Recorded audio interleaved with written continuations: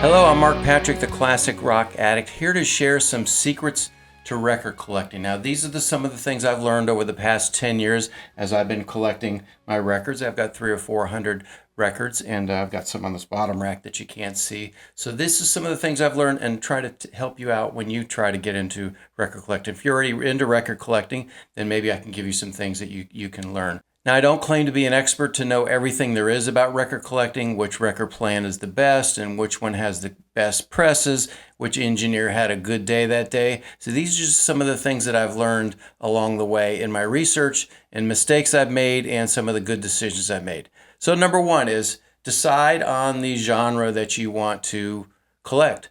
I'm into classic rock, but the things that I'm going to talk about can be used across urban or rhythm and blues, jazz, Motown, whatever you want. So pick a style of music that you want, and maybe a certain group that you want to collect. If you're in classic rock, you kind of know your realm of groups that you probably listened to as a kid, or groups you've heard on the radio. Next thing I would say to decide which record you want is listen to a streaming service, Spotify or Pandora, and just start listening to albums or listening to tracks to figure out which album you want. Now, what I would do is listen to something on iTunes or YouTube Music and just decide, is there 7 out of 10 songs that I would play? If there's too many skippable tracks, I would either not buy the album or just buy the CD so I could skip. So make sure it's an album that you like a lot of the songs on. Not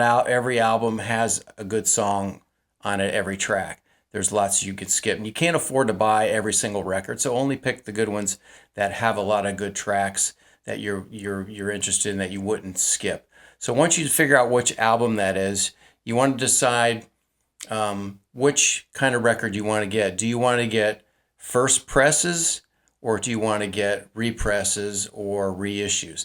Now, what the record collectors claim is that the first press is the best press. It's the freshest. It's made from the master tapes. So people will spend a lot of extra money to get the first press. Plus, it's kind of cool to have the record that came out at that particular time in history. It's sort of like you're holding a piece of history. The other styles are represses, which are not the first press, but it's the same master tapes. They decided to press more records because of great sales, so it's a repress. So it's using the same original mix. Now, reissues are could be a totally new mix, new packaging. So the debate is whether those other editions sound as good as the first presses. But I'll just tell you that you can save a lot of money if you don't need to buy a first press. Maybe one day when you get into collecting a little more, you want to go for first presses and pay the extra money. Whether you're going to hear the difference in a repress or a reissue, you need to have really high-end equipment to be able to tell the difference. So if you want to save some money, I recommend just buying represses or reissues.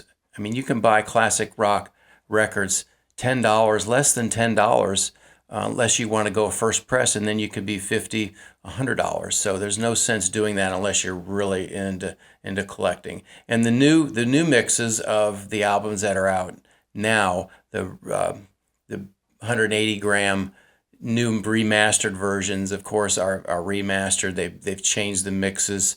The records are thicker, so that's an option for you. You pay $40 to $50 for those. So now, where to buy? I buy on a record site called Discogs, Discogs, Discogs. This is pretty much a collector site. This is where serious collectors go. I've had a lot of great luck there. I've had some bad records that I bought. Or you can go to eBay and just bid and just buy things, try to get things at auction cheap. Discogs does not have an auction function, but the real great thing is they have a way to find out if your record is a first press or not, or just find out information on where the record was pressed, what it was contained, and everything. So the cool thing, there's one big secret that there is to records. Now, I'll share that with you. Here I have a copy of Black Sabbath's first album, which is a classic, really high in demand. And here's the record itself. Now, I can tell this is a first press because the color of the label, you'll get to know the colors of the label. But on each record in the dead wax, this area between the label and where the music ends is clear vinyl. And in that track, you'll find an etched code. Sometimes it's stamped, a lot of times it's etched. There's a certain code that is in that record that will tell you where that record was pressed, what year, etc. So what you do is you write down that code, and this one is WS1871397251. So what you do is you go, I've got Discogs open here. So we'll type that code in the search bar for Discogs. 397. Not a fast typer, as you can tell. And you'll see several different options of the record come up that have something similar. So you click on that, and you can see that. I've already checked this out. This is a 1970 Pittman pressing of the album.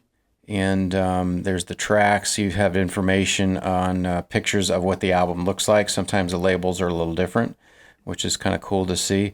And then down at the bottom, it's got interesting information about the different types of labels and specifics about that album. And then here's where you verify whether the code that you typed in fits the record that you have.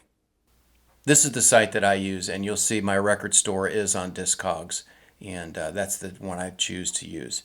When you see those record listings, you'll see that they're graded. Now, this is called, the grading system that they use is called Gold Mine Standards. This ranges from NM, near mint, very good plus, very good on down to good plus. eBay has an EX, which I like to use, but that's not an official Gold Mine. So look that up, Gold Mine Records Grading Standards. VG Plus is pretty much the standard that, the minimum standard that I buy records at, unless it's like a really rare one. A very good has typically a little more surface noise that I like. But Very Good Plus is usually a very good listenable album, and Near Mint, of course, is the prime. Now, what I'll do is I may get an album and just, it's my favorite album, and I'd like to get a better copy, so I'll buy a Near Mint copy of that. So when you get the record, you figure out the one you want to buy, and there's a price range of high to low within the same grade, so it's up to you.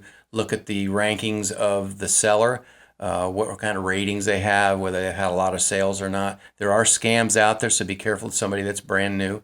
And so you look up their ratings and decide if that's the record you want to buy and from that dealer. Now, once you get the record in, open it up, take a look. Look at it visually and see, does it have lots of scratches? Is it a less grade than you thought you bought? Also, play it. Is it super noisy and they said it's a VG Plus and it's got all kinds of noises and skips and such? So take a look at and make sure that it's a record that you want. Don't be emotional about that record. Don't be afraid to ship it back. There's millions of records out there. Led Zeppelin 4 sold 37 million copies. So there's lots of records out there. So be picky. Have a little grace. These old records are not going to be perfect. They're not going to sound brand new. They're going to have some surface noise. They might have a tick or two. So don't be too picky and realize what you got is what you paid. And don't try to be a perfectionist. Now, something you might want to do before you play the record is to clean it. Now, I'll be giving you some tips on how I clean records in another podcast or video podcast. So stay tuned for that. But once you decide to keep the record, you've cleaned it, then you want to take care of it. So what I do is typically I buy I have the inner sleeves, which are anti-static, and they keep the record clean. I like the ones that don't have that around, that don't have the extra trim around the top. And then that goes, of course, inside the record. Sometimes you can a lot of people store it outside the record because they don't want to crack the seams on it.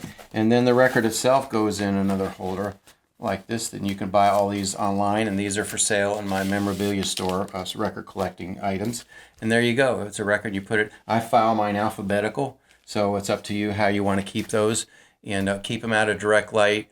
Store them vertically so that they're not bent or stacked, so they're bent. The heavy records don't bend the other records. And there you go. It's a wonderful hobby to have, and it's hours and hours of enjoyment that I've had listening to these old records, of finding new records. So it's really enjoyable. So check it out. Check out the link to my record store on Discogs that's on this post, and check out a lot of my records are first press, and they've been cleaned and play tested, so you can trust that you're going to get a good record. Till then, take care, rock on.